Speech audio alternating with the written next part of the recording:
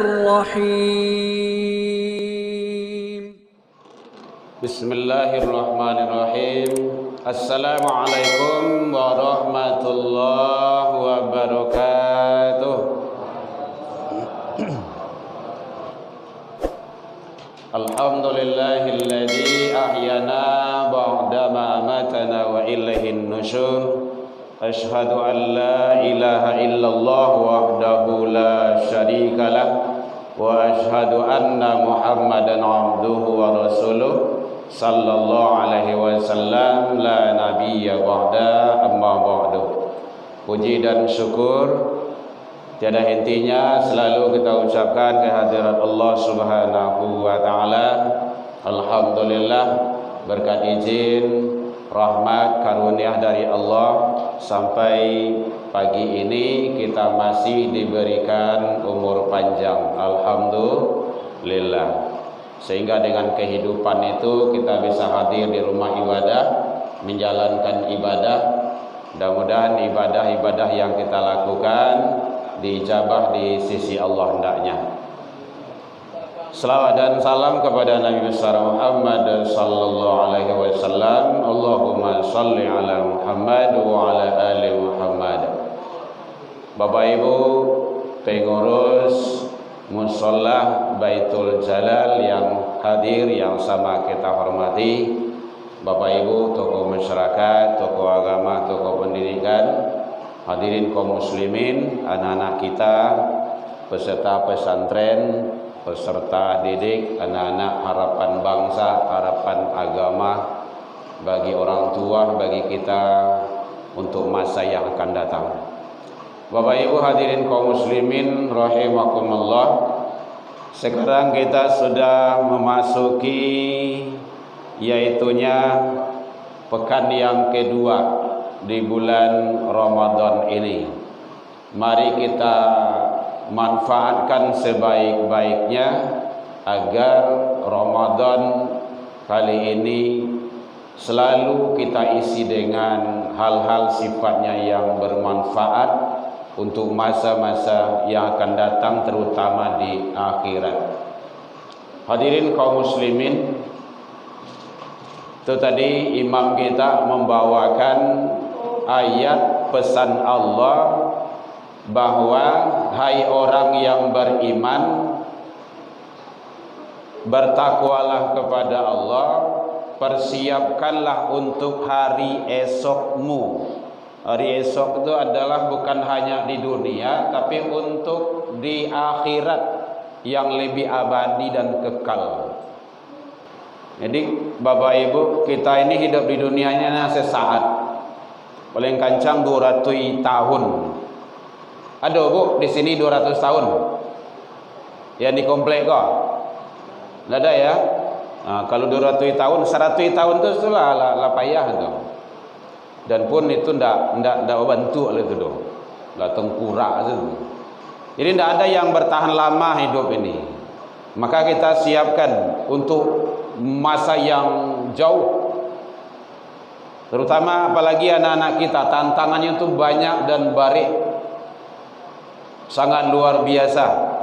Bahkan pemerintahan kita kan punya program yang sangat baik sekali. Ada pesantren Ramadan, dulu ada 8 Balai 21. Pak Kapolda juga punya moto, slogan beliau zero itu apa?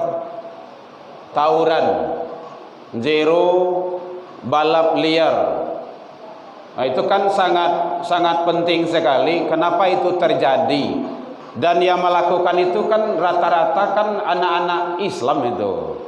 Punya orang tua, ada ayah jemandehnya. Kenapa itu terjadi? Kok bisa ada balap liar bagai? Yang membalian Honda itu siapa? Rasanya anak-anak SMP, SMA aku mampu dia beli motor sendiri itu. Kecuali kalau yang silok gitu.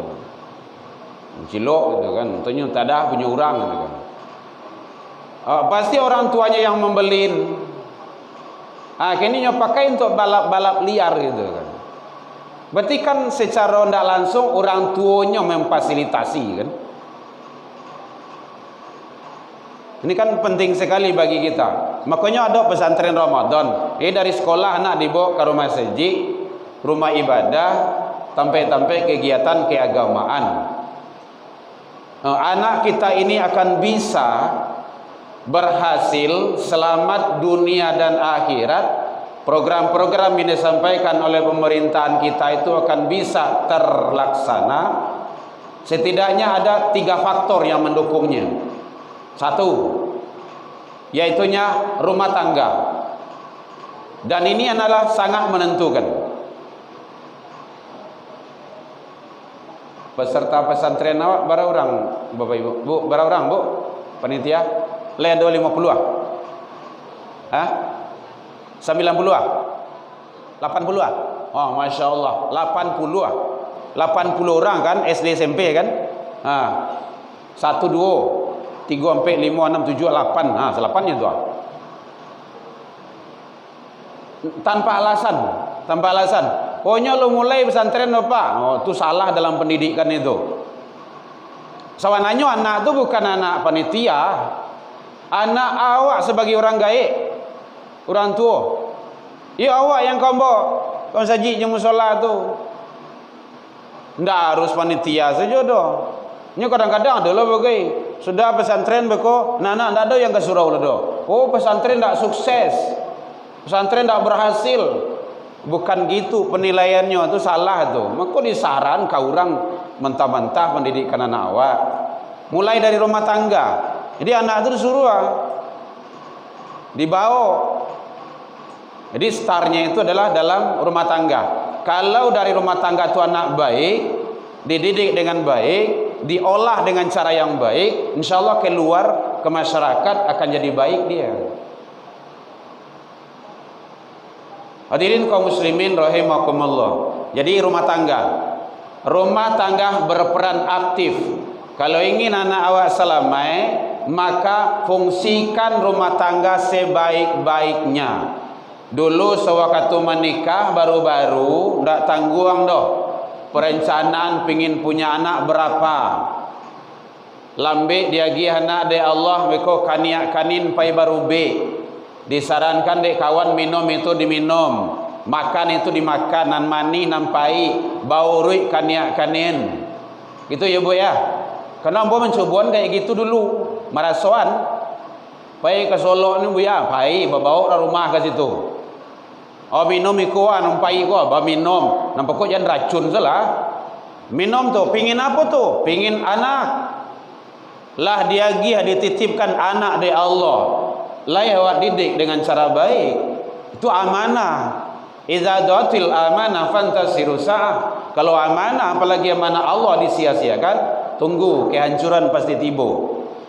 Jadi kalau anak telah diabaikan, Bapak Ibu hadirin, awak idui ko pai pagi pulang malam pai karajo mencari ko untuk sia.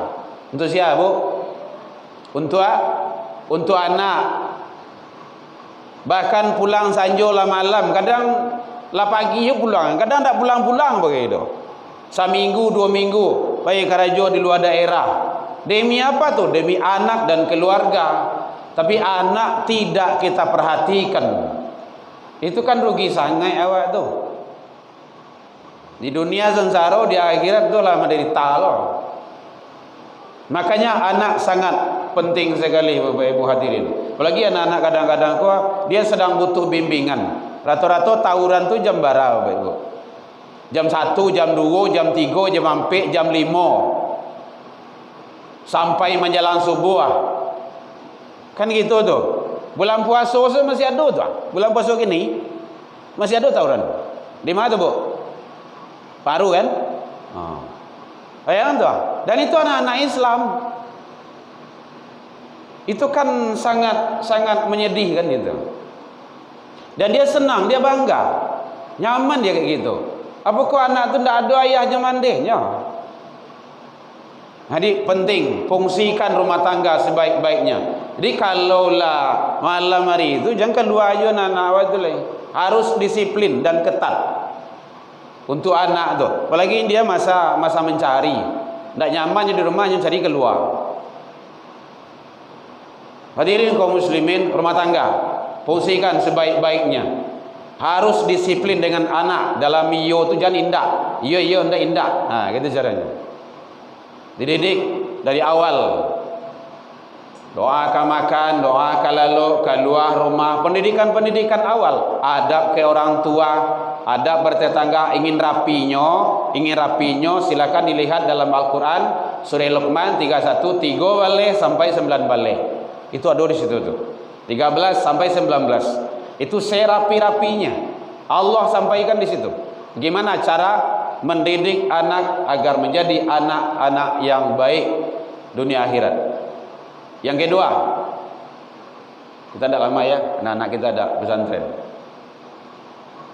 Yang kedua, rumah ibadah. Ini udah tepat ini. Tapi mungkin caranya yang penting. Jadi dibawa anak ke rumah sajid di musola. Seharusnya pesantren Ramadan kok mulai start dari sholat subuh. Yang enggak sholat subuh enggak. Gitu. Kalau penitia kayak gitu, harus dibuat kayak gitu. Kalau nak cari tempat lain ndak awak kan nyatur. Itu kan pembelajaran sekolah dibawa ke masjid di musola tuh. Sampaikan ke bapak dan ibu gurunya. Jadi startnya sholat subuh. Nah baru setelah itu kan ada dalam panduannya kan ada itu siap sholat subuh tadarusan kan gitu, Asmaul Husna. Baru jam sekian ada materi, sekian baru duha. Sudah ada aturan-aturannya. Kadang kita kan tidak menerapkan itu. Jadi orang tua harus sampaikan bahwa bagaimana anak itu tetap dibawa ke rumah ibadah. Mohon maaf Bapak Ibu, biasanya saya kan sering membawa anak biasanya itu. Dari ketek dulu biasa membawa. Kini anak kan dibawa tu tidak ada loh. Nyula jauh. Alhamdulillah berkat doa Bapak Ibu. Tahun dulu kan mau minta doanya siko tu. Yang besar sekarang sudah berada di Mesir, di Al-Azhar. Terima kasih Bapak Ibu doanya. Itu dari rumah tangga, dari rumah ibadah. Tidak pisah dari situ. 2007 balik televisi tidak ada hidup sampai sekarang. TV masih ada karabangnya. Tidak ada bangga kita banyak-banyak nonton di rumah. Kok biari menonton saya? Apalagi kalau main HP itu. Coba tengok tuh anak-anak main handphone tuh. Ya, memang habis hari dinyo. Tinggal sedolahnya. Babalian handphone anak bagai. Dia belum butuh. Anak CD, anak SMP untuk adinyo. Belum ada kepentingan di situ. Jadi kalau pendidikan itu kita harus disiplin dan ketat Bapak Ibu untuk anak-anak tuh. Saya baru membelikan handphone tuh kelas 3 di MA, di Aliyah atau SMA, tingkat SMA. Untuk keperluan. Kalau tidak pada undak, kita mampu membelikan, mampu seorang, karena nyolah mencari gitu kan, ada duit, tapi tidak boleh. Kamu belum butuh. Itu disiplin namanya itu. Jadi bawa ke rumah ibadah Bapak Ibu, dibawa. Kalau tidak awak nak membawa ke rumah ibadah anak-anak awak, siap-siap anak-anak cucu kita dibawa ke tempat narkoba. Kalian nemu Ibu? Tidak kan? Selamanya anak awak. Sumatera Barat kini ko peringkat ke-6 di Indonesia. LGBT 18.000. Malu awak sebenarnya tu. Biwalah 18.000 orang sado itu. Tidak macam pujo jombe tu. Itu kan program Yahudi. Masa laki sama laki? Bila lo kawan anak. Tidak mungkin dari dulu terkutuk, terlaknat. Kok dilanjutkan? Berarti ada program Yahudi di situ. Siapa yang korban? Umat Islam. Biasanya kalau masalah LGBT itu dibahas YouTube, biasanya dicegat itu. Jadi penting Bapak Ibu, awak kini kok. Kalau ndak awak selamanya anak-anak awak kini kok siap-siap. Anak kita akan dimangsanya. Makanya bawa ke rumah ibadah. Di rumah ibadahku banyak program yang bisa. Ada wirid remaja. Wirid remaja tuh ndak harus menunggu dari Pemko doh. Kalau Pemko tuh kan 2 kali sebulan. Tiok waktu kembali tiok pekan. Awak madoan di siko. Kalau sekarang kami, karena kita juga bagian dari pengurus, dibuat sekarang pemuda pelopor masjid. Udah kita galakkan itu. Udah kita launchingkan kemarin. Jadi harus diajak, dibawa, direkrut. Kalau enggak, lewat, anak-anak awak akan hancur nantinya. Jadi rumah ibadah. Nah kalau ada magaluiknya maribuiknya dinasihati, diarahkan, dibimbing. Duduk baik, solat lo elok, dengar khutbah, dengar ceramah, dengar kajian, dah ada ribut. Dia harus ditata. Yang terakhir, jadi rumah tangga maksimalkan, rumah ibadah maksimalkan, memang betul-betul dilakukan. Yang terakhir, rumah sekolah. Bapak Ibu, ternyata rumah sekolah kok menentukan anak, bagaimana anak ini mau dibawa kemana. Sekolah menentukan. Alhamdulillah Bapak Ibu, kita kan saling berbagi saja. Saya senang, kita senang anak masuk pondok pesantren. 4 anak dititipkan Allah, keempat-empatnya pondok pesantren, laki dan perempuan. Ada je ibu-ibu yang nyeleneh, tak sayang je anak bercampan, anak jauh-jauh asnya. Ibu-ibu sikut tak ada tempat lain. Benci je anak tu mah bercampan. Daripada besok awak lagaiknya campan ke panti. Panti apa? Tu ibu tahu kan, panti jompo. Betul. Nyo sibuk dengan karajohnyo. Akhirnya awak nyantan ke nilai. Kalau ndak awaknya jadian sebagai pembantu buko. Pada piti sejuta dia gen ka pembantu, mama saya di rumah disnya. Dulu inyo yang awak abean, awak galai. Nah, kau bahasa kampung awak galai nama tu. Kini anak inyo lelai. Ndak wajib do. Waduh suh awak. Kayak gitu Bapak Ibu. Kita kan ada mertua, ada mintuo, ndak boleh. Kalau beliau ingin mengasuh, ingin membawa cucu, boleh silakan. Anak-anak awak, cucu-cucu beliau. Tapi kalau beliau dijadikan sebagai untuk pengasuh, ndak. Awak harus gitu. Itu dalam rangka apa tuh? Bagaimana pendidikan? Jadi Bapak Ibu hadirin, carilah pendidikan yang menggiring anak awak selamat dunia akhirat. Yang dunia saja. Petang kita di mana tuh? Ditanya sama bapak-bapak. Enggak ada anak-anak buyah di UI, UGM, enggak. Enggak ada. Jadi tamat men, masuk pondok pesantren, masuk Kota Baru Padang Panjang, terus ke Al-Azhar ke Mesir. Nah, yang sekarang nomor 2 mohon doanya lagi Bapak Ibu. Boleh minta doa Bapak Ibu? Enggak ada. Ambo sebulan kau minta doa dari gini. Kini anak yang kedua sedang proses pendaftaran ke Ummul Qura. Dah minta doanya dah Pak Haji ke Ummul Qura yang nomor 2. Dan alhamdulillah paspor sudah selesai. Ummul Qura itu di Mekah. Kalau tidak tembus, di mana tembus lain. Nampak kok usaha je dulu. Awak harus usaha maksimal. Semuanya itu dari rumah tangga dengan rumah ibadah dan rumah sekolah. Alhamdulillah Bapak Ibu beasiswa.